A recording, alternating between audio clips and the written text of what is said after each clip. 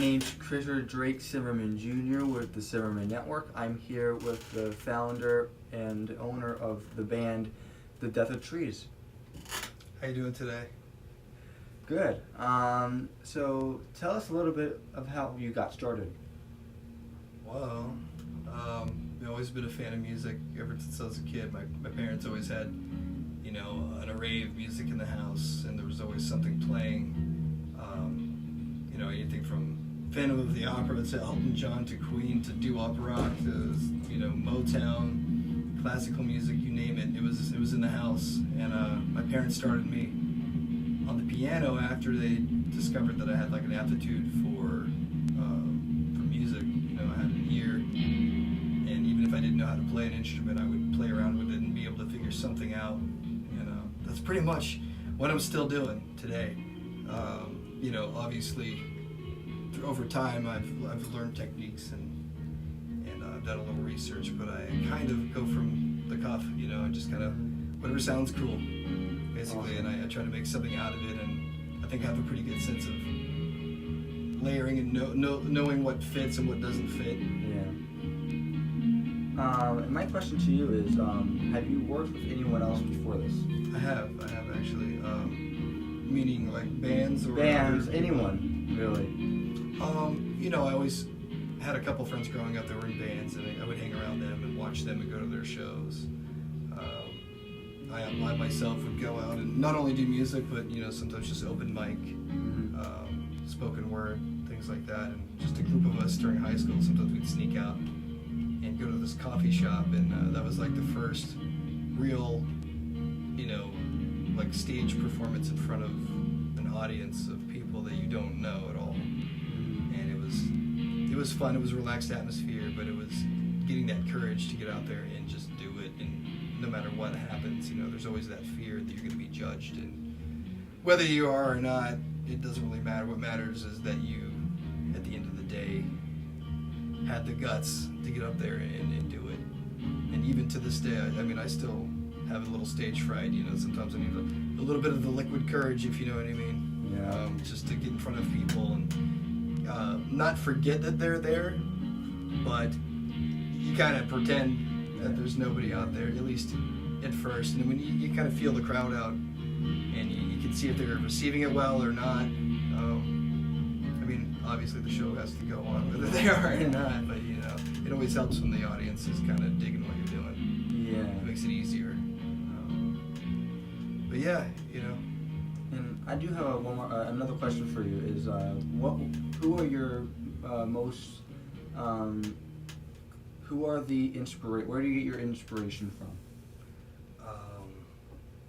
Well, a lot of great bands. I listen to, like I said, everything from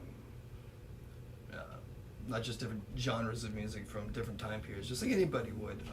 But I always have an ear. I definitely have an ear that I hear. Cut this out, by the way.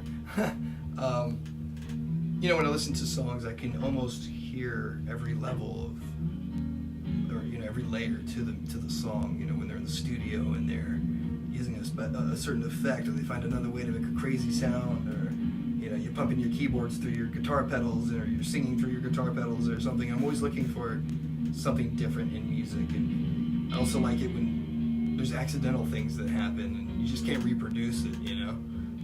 Sometimes you lose those things when you're overthinking or over-processing your songs. You end up cutting a lot of the spirit out of it. And I've always been a fan of live music.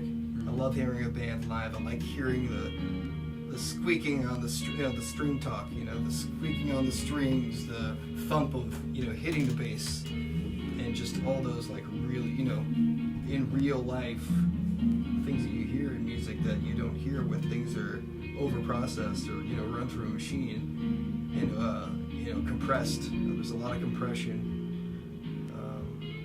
I do a mixture of that. I like to do things that are recorded live through microphones, but also digitally, and I will usually do a mix of those things on every song, because I just, I like the sound, the acoustics, even taking a microphone into a shower and closing, the glass door and recording a guitar in there just because it has a cool, reverb effect, or, you know, and then keeping that in there.